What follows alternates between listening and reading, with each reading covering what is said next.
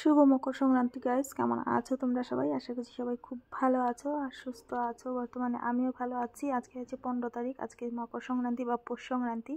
তো যাই হোক, সকাল সকাল উঠে একটি নতুন ব্লগ শুরু করলাম। তোমাদের সবাইকে জানাই অনেক অনেক স্বাগত পিডিআই ফ্যামিলি ব্লগ চ্যানেলে। বড়দের প্রণাম আর ছোটদের অনেক ভালোবাসা জানিয়ে আজকে এই নতুন ব্লগটি শুরু করলাম।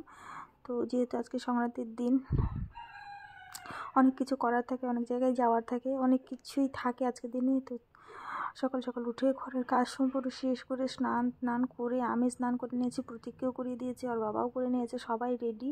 এবার যাব আমরা বাইরে। তার আগে হচ্ছে যেহেতু আজকে সংক্রান্তি, আর সংক্রান্তির দিনে কেউ কেউ হচ্ছে তিল মুখে দেয়, কেউ কেউ পিঠে খায়, কেউ কেউ চিড়ামুড়ি দই খায়, অনেকে অনেক রকমের ধরনের সব কিছু করে। আমাদের সকাল সকাল মানে আজকের দিনে স্নান টান করে পুজো টুজো দিয়ে তারপর হচ্ছে তিল মুখে দিতে হয়। তো তাই জন্য দেখো, তিলটা আমি গুড়ের মধ্যে নাড়া দিয়ে নিলাম, একটু লাড্ডুর মতন হয়ে গেছে। তো এইগুলো থাক, এখন একটু শুধু মুখে দিয়ে চলে যাই, মন্দিরে যাবো যেহেতু। তো প্রতীক বাবা বললো যে মুখে দিয়ে যাওয়া যাবে, কিছু হবে না। তো যাই হোক, এই দেখো তিলটা নাড়া দিয়েও নিয়েছে, তারপর হাতে একটু নিয়ে নিলাম, নিয়ে একটু প্রতীকের বাবাকেও দিয়ে দিলাম আর একটু আমিও মুখে দিয়ে দিলাম। তো চলো, আজকে 7 দিন অনেক মজা হতে চলেছে। গত বছরে এরকম করেছিলাম, কিন্তু গত বছর যেহেতু আমি ব্লগ করতাম না, তখন আর তোমাদের সাথে শেয়ার করা হয়নি। তবে চলো, এখন থেকে যেহেতু ব্লগ করি, প্রতি বছরই চেষ্টা করবো তোমার সাথে সবটাই শেয়ার করার। তারপর তিল মুখে দিয়ে রেডি হতে চলে আসলাম। ঘরের পুজো টুজো দেওয়া সম্পূর্ণ শেষ, শুধু এবার বাইরে গেলেও হয়। তো দেখো, আমি এদিকটা প্রতীককেও সবার প্রথমে রেডি করে দিয়েছি, তারপর হচ্ছে আমি রেডি, আর প্রতীকের বাবা তো রেডি হয়ে গেছে সবার প্রথমেই। তো ঘর থেকে বেরিয়ে যাব মন্দিরে, মন্দির থেকে আরও অনেক জায়গায় যাব। সব ভিডিওটা সম্পূর্ণ দেখতে থাকো। আশা করছি তোমাদের আজকের ভিডিওটা অন্য ভিডিওর মতো ভালো লাগবে, মানে ব্লগের মতো। ব্লগ ভিডিও কী বলতে থাকি, তো যাই হোক, কী বলতে হয় জানি না, ব্লগও জানি ভিডিও জানি, বলতে থাকি আর কি। তো এই দিকটা দেখো, আমরা একেবারে রেডি বাইরে যাওয়ার জন্য, মানে মন্দিরে যাওয়ার জন্য। চলো,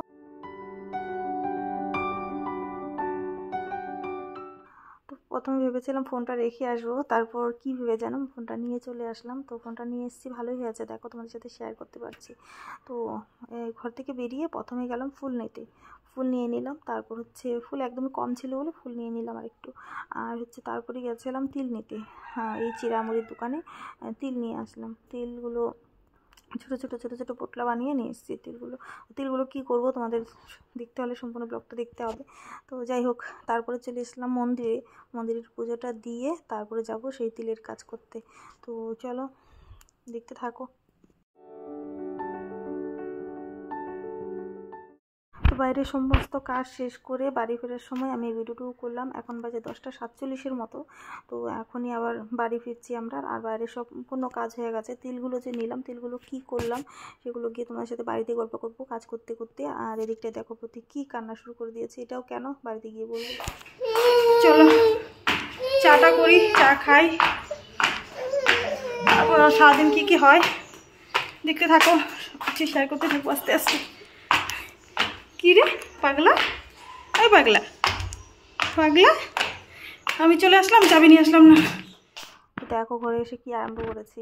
এগুলো কি করেছি বলো তো? এগুলো হচ্ছে আমি রাতের বেলায়, মানে কালকে রাতের বেলায় আমি এগুলোকে রেডি করে রেখেছিলাম, জানো তো। আমি জানি শুকনো চালের গুঁড়ি দিয়ে যেহেতু করবো, যদি আমি আগে না করে রাখি তখন ভালো হয় না ওই ক্ষেত্রে। তো যাই হোক, আমার এখানে তো ভিজা চালের গুঁড়ো করার মতো অসুবিধে নেই, তার জন্য আমি শুকনো চালের গুঁড়ি দিয়েই আগে পরে করি, তাই আর কি রাতের বেলায় ভিজিয়ে রেখেছিলাম। রাতের বেলা ভিজিয়ে রাখলে কিন্তু বেশ ভালো হয়। তো যাই হোক, শুধুমাত্র 4টা ইসে করেছি, মালপোয়া ভেজে নিয়েছি, ভেজে আমি আর প্রতীক বাবা চা খেয়ে নিয়েছি। তো চা খেয়ে নিয়েছিলাম, তারপর গেছিলাম ছাদে। তো যাই হোক, এই জায়গায় চা খেতে খেতে তোমাদেরকে বলি সেই তিল কিনে কি করেছি। তিল আর বিস্কুট কিনেছিলাম, বিস্কুট আর তিল কিনে দান করে চলে এসেছি। তো আজকে যেহেতু হচ্ছে মকর সংক্রান্তি, অনেকজনে অনেক কিছু দান করে, তো আমরাও প্রতি বছর তিল দান করা হয়, আর সাথে অন্য কিছু। তো যাই হোক, আগে যেহেতু ভিডিও করতাম না, তোমাদের সাথে শেয়ার করা হতো না, তো এখন যেহেতু ভিডিও করি, দান করাটা শেয়ার করলাম না, বলে দিলাম আর কি। তো যাই হোক, তারপর হচ্ছে প্রতীকের বাবার যে কাপড়গুলো ছিল, রবিবার তো দেওয়া হলো না, তো প্রতীকের বাবা আজকে দিয়ে দিল মেশিনে। তো আমি ওই জায়গায় হচ্ছে কার্পেটটা দিয়ে রেখে দিয়েছি, কার্পেটটা ধুবো ভাবেই ভুলে যাই। তারপরে আসলাম একটু ছাদে, এসে দেখি ওই ফিল্ডের মধ্যে ভেলাঘর জ্বালিয়েছে। তো ভেলাঘর যেহেতু অনেকজনেই জ্বালায় সংক্রান্তির দিনে, তো ওই ভেলাঘর দেখলাম, একটু দেখি তারপর আবার চলে আসলাম রুমে। এসে দেখি প্রতীকের আবার কাপড় ধোয়া মোটামুটি হয়ে গেছে, মেশিন জল ছেড়ে দিয়েছে। ওই জল দিয়ে আমি কার্পেটটাকে ভালো মতো মেজে ধুয়ে নিচ্ছিলাম।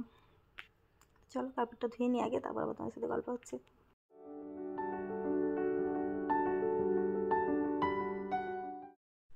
তারপর দেখো আবার চলে আসলাম এই মালপোয়ার সেটা নিয়ে, গোলাটা নিয়ে। এই মাত্র শুধুমাত্র 4টাই আমি ভেজে আমরা খেয়েছি, প্রতীক বাবা আর আমি। তো বাকিগুলো তো ভাজতে হবে, যেহেতু রাতের বেলায় ভিজিয়েছি, ভেজে না রাখলে নষ্ট হয়ে যেতে পারে। তো যাই হোক, এগুলো আগে ভাজি, তারপর রান্নাবার চিন্তা করব। তো চলো কি সেই কাজ যে আমার এতই অপছন্দ। আরেকটু তোমরা একটু সময়, এত সময় যেহেতু দেখে নিয়েছো, আরেকটু সময় দেখে নাও, বুঝে যাবে। আর সত্যি ভালো লাগে না। আর কার কার ভালো লাগে তোমরা সবাই আমাকে কমেন্ট করো তো, একটু জানি, মানে জানি আর কি, যে কার কার এই কাজগুলো ভালো লাগে না, মানে এই কাজটা ভালো লাগে না। আমি ভীষণই খারাপ লাগে, আমার একটা অশান্তির কাজ এটা একটা, আমার মনে হয়। তো যেটাই হোক, এই দেখো মালপোয়াগুলো আমি এবার ভেজে তোমাদেরকে দেখাচ্ছি, তখন তো একটু দেখিয়েছিলাম। তো এই মালপোয়ার এই গোলাটা আমি কীভাবে বানিয়েছি জানো তো, ভাজতে ভাজতে তোমাদেরকে বলে দিই। তো আমি যে দোকান থেকে চালের গুঁড়ো নিয়ে এসেছিলাম, শুকনো চালের গুঁড়ো, ওই চালের গুঁড়ো আর ময়দা আর সুজি দিয়ে আমি রাতেরবেলা একটু ভিজিয়ে রেখেছিলাম। 1 কাপ সুজি, 1 কাপ ময়দা আর চালের গুঁড়ো 1.5 কাপ দিয়ে, আর গুড়টাকে জলের মধ্যে, একটু জলের মধ্যে গুড়টাকে ভালো করে ভিজিয়ে, কচলে ভিজিয়ে, তারপর ছেঁকে, তারপর ওই জলটা দিয়ে আমি ভিজিয়েছিলাম, এই ব্যাটারটা বানিয়েছিলাম আর কি, মানে গোলাটা।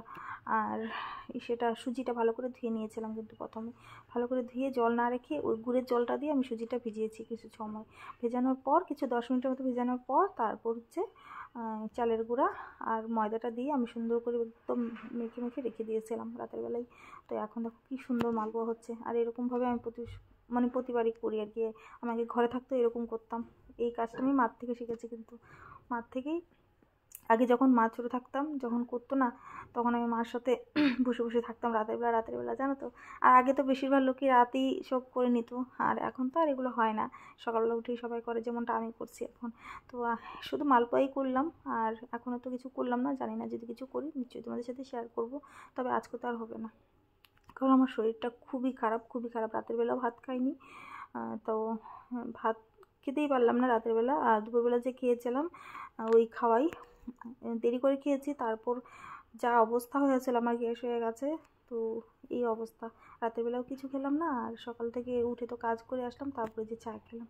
তো দেখো কিছুটা ভেজে নেওয়ার পর তোমাদেরকে একটু দেখিয়ে দিলাম, তারপর সবটা ভাজা হয়ে গেছিলো।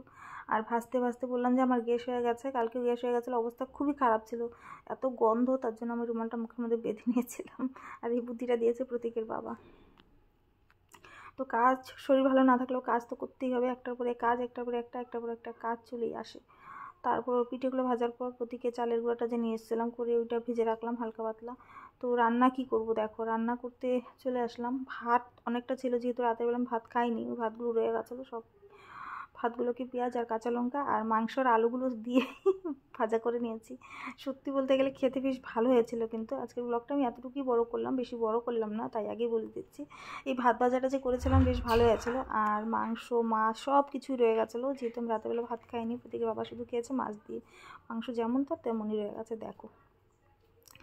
আর এই দেখো এদিকে হচ্ছে মাছের তেলটাও রয়ে গেছে, সব কিছু রয়ে গেছে, যেহেতু আমি রাতেরবেলা একদমই ভাত খাইনি, ধরিওনি। আর এই যে মাছ, 1 পিস মাছ রয়ে গেছে, এটা প্রতীক বাবা এখন খেয়ে নেবে, রাতের কথা রাতে চিন্তা করব। তো যাই হোক, ভাত ভাজাটা দিয়ে সব কিছু যে খেয়েছিলাম বেশ ভালো লেগেছিলো। তো যাই হোক, এগুলো শেষ করে আসছি তোমাদের সামনে।